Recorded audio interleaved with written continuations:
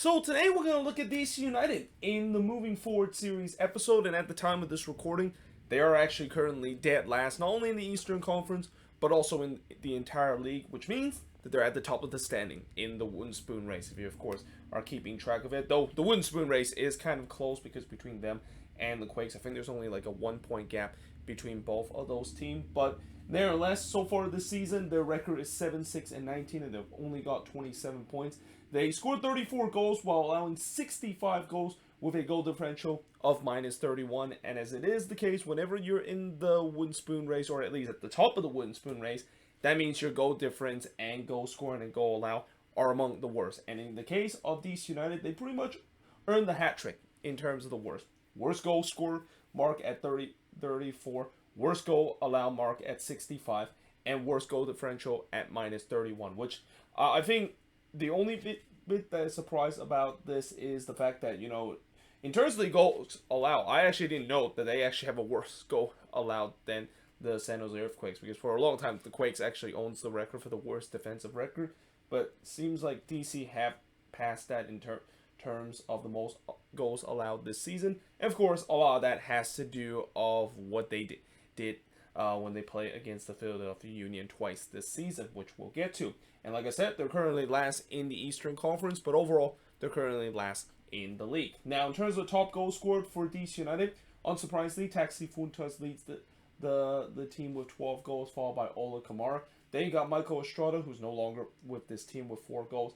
Steven Birnbaum with two goals, and Christian Benteke, who just scored his first career MLS goal last week, are on the mark. Now, top assist leader, Julian Gresso, no longer on this team, finished with 7 assists, followed by Chris Durkin with 6 assists, Michael Estrada with 4 assists, Taxi Funtas with 3 assists, and Nigel Roberta with 3 assists. So, what are some of the highlights for DC United? And again, anytime when I do teams that are near the bottom of the standings, it is incredibly hard to try to come up with highlights, because to say that there's highlights for DC United fans are saying like they won MLS Cup this season. There's really not much highlights you can point out for this season. I guess they can say that Taxi Funtas is a real deal, and of course we'll get to talk about the racial allegation thing that it's hard to not ignore it, because there is still an investigation in terms of that. But at least if we kind of ignore that, he's definitely the real deal, and in some way I think he can definitely be the best number 9 in this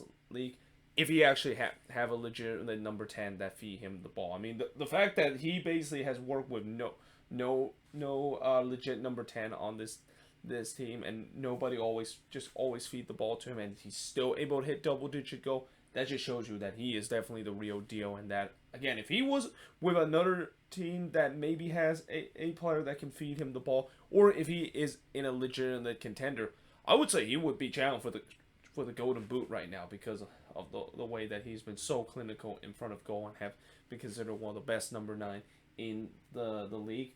And also they were leading the league after 2 games. Again, I'm basically nitpicking here, because again, it's hard to talk about some positive with a team that is so bad as DC this season, but at least they were leading the league after 2 games, and after 2 games they were at the top of the league, so DC fans can kind of pretend that they were maybe being contender, and then reality basically set in. And that reality kind of begins where we talk about the lowlights for DC this season, is Hernan Losada basically becoming the new Gabriel Heinze, and that, not only the fact that Losada literally drive this team to the ground, but the reason why I compare him to Gabriel Heinze is the situation that Losada basically, like Gabriel Heinze, decided to have this intense training and intense nutrition kind of plan for his players that his player hated.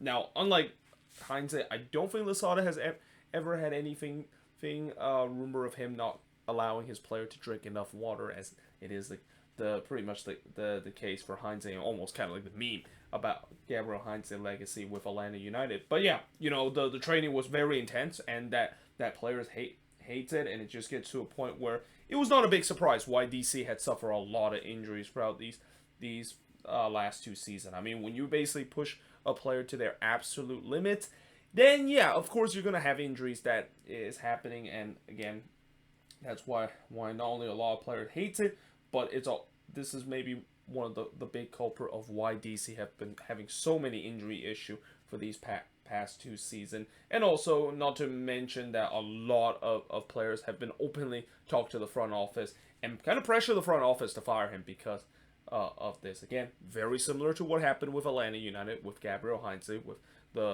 with players including Joseph Martinez have openly talked to the front office and talked to Carlos Bocanegra to fire Heinze, and eventually that is the case. Combined with the terrible start that Atlanta has, this is kind of the same case for Losada and him being dismissed with this team. And then, of course, the 13 goals conceded against the same team twice. And I'm talking about the Philadelphia Union and that. Yeah, I think this is probably the first time I've ever seen a team single-handedly dominate an opposition that much twice in a year. Because usually when you have a meeting between the same team twice, your first meeting, if it goes absolutely disastrous, I don't think that's going to be the case in the second meeting, because you would think that they made a adjustment in terms of not to have that happen again, right? Well, DC didn't get that memo, because after that 7-0 thrashing that they took in the hands of the Philadelphia Union, they followed that by a 6-1 beating against the same team too. And it was so bad at a rate where it actually broke records in terms of the fact that the Union, I think they become the first team to beat the same opponent by that big of a margin. And that, yeah, it's brutal enough to suffer one historic embarrassment to your club like what DC suffer against the Union, but to do it twice and also against the same team, oh boy, that definitely does not feel good if you are a DC United fan.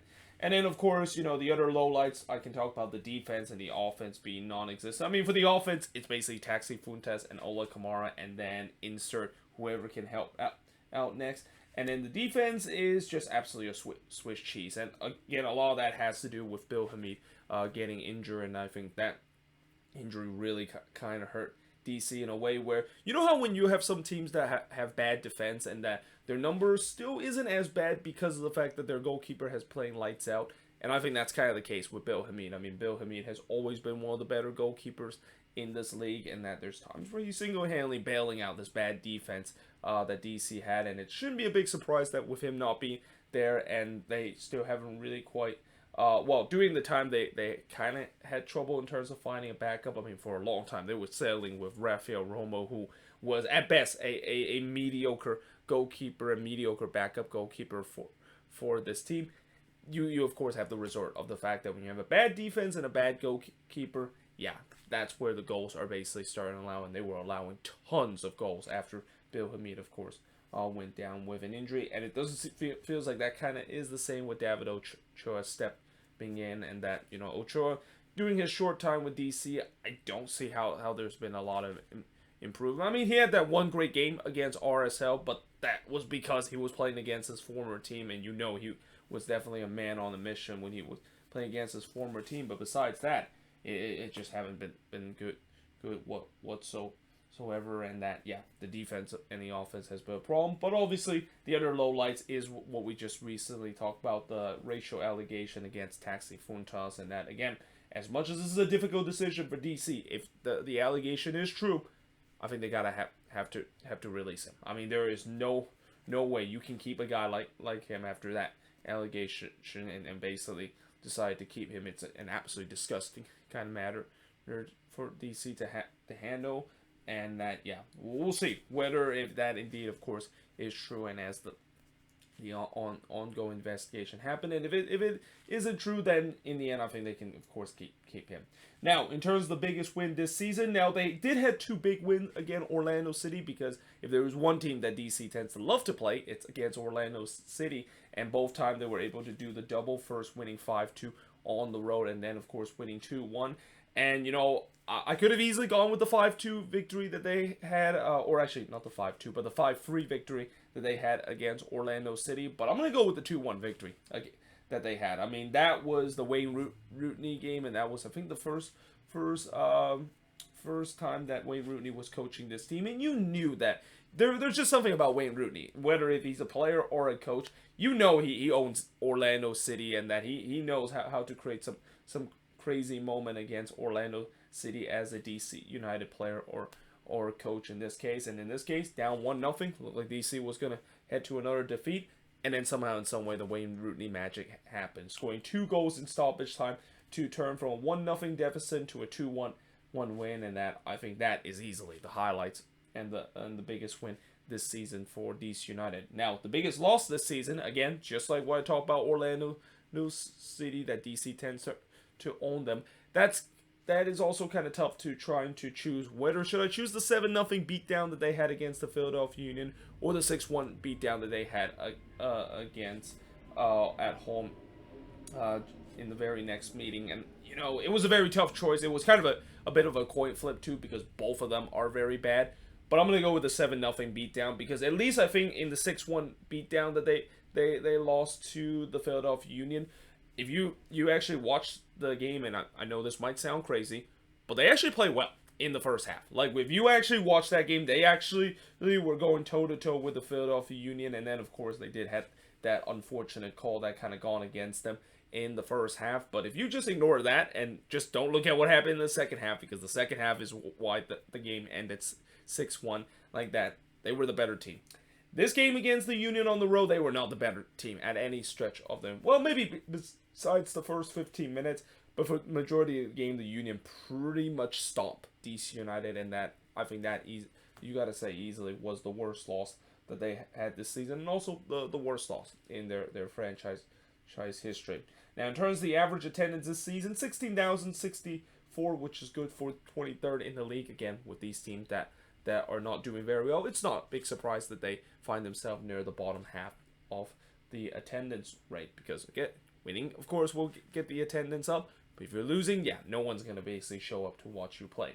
Now, the revelation for DC United and the MVP of this team, again, it has to be Taxi Funtas, and I don't really need to mention a lot of why that is the case, because I've already talked about it. But the disappointment, it's got to be Michael Estrada. And again, I kind of had a feeling when they decided to sign him from, I believe, Toluca was the previous team that he was, and that I just had a question in terms of the fact that he wasn't a lethal goal scorer, and that they signed him to a DP contract, which was kind of interesting, considering, again, he's not considered to be the striker that can solve their issue.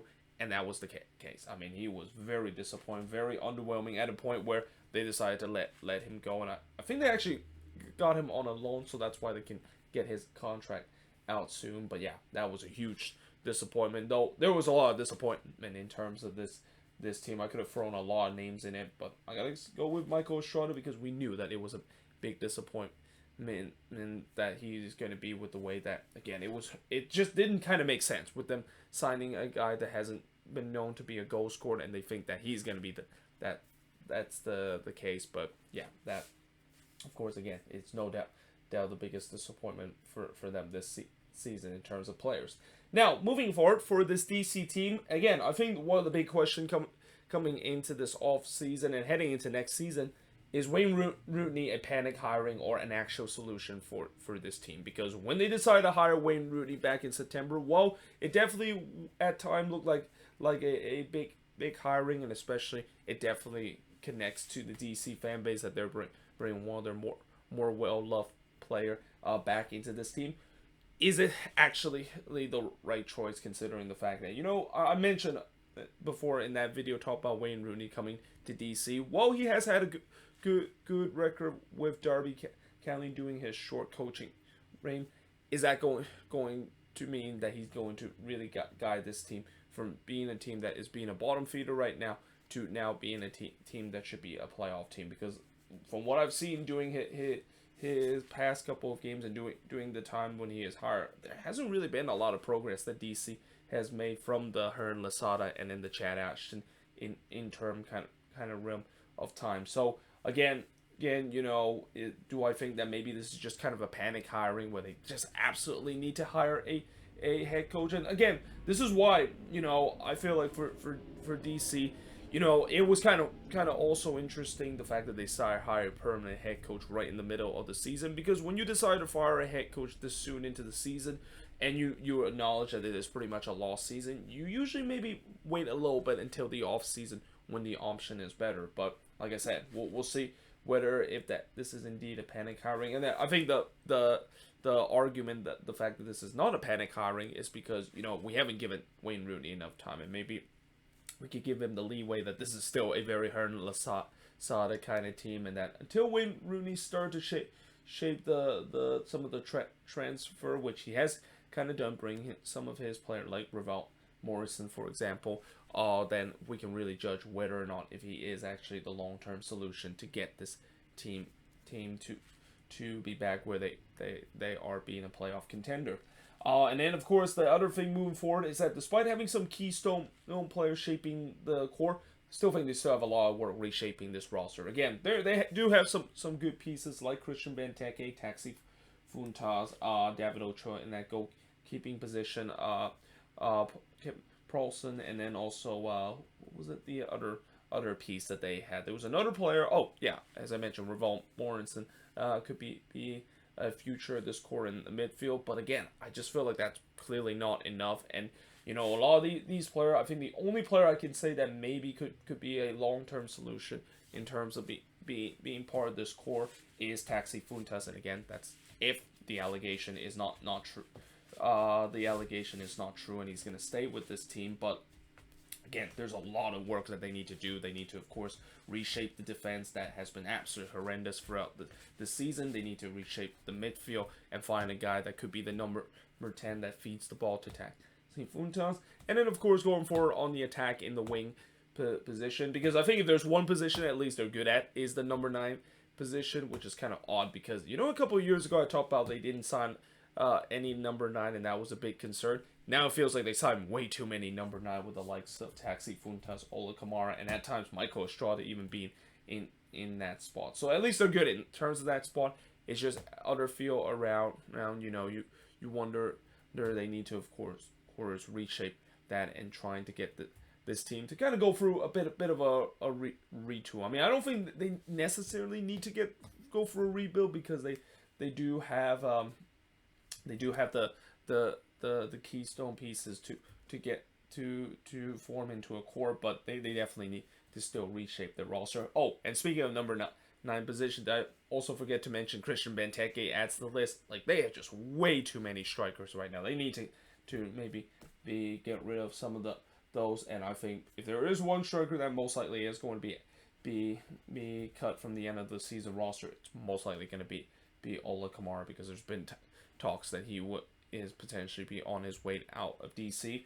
And then will there be changes in the front office? Again, you know, this DC fan base has been very unhappy with their front office, and rightfully so, because again, I just had a feeling this front office was going to get a lot of heat after they botched the Hernan Losada hiring, and that, yeah, you know, there's been a lot of heat that they have been surrounded. We'll see whether if there's going to be changes, because you know this DC front this fan base is going to continue to protest about their front office and just being cheap, and also not being at the same level and not catching up in terms of spending money in terms of getting some well-known player. Even though I think their argument is, well, we have started spending. I mean, we did give you Taxi Funtas, and then we did get another big name in Christian Benteke, and they bring back one of your favorite player in Wayne Rooney being the head coach of this team.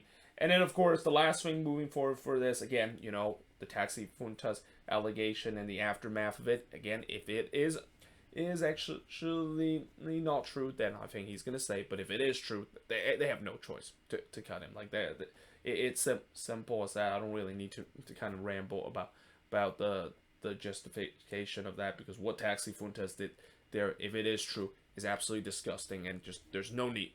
We don't need any of that in a league that have long been saying that they do not welcome racism at any part of the game, especially when it happened in the game. But there you have it. That is pretty much it for my moving forward series of DC United. Let me know in the comments below, what do you think of this video? And as always, if you're a DC fan, what do you think is the highlights, your lowlights of this season, and your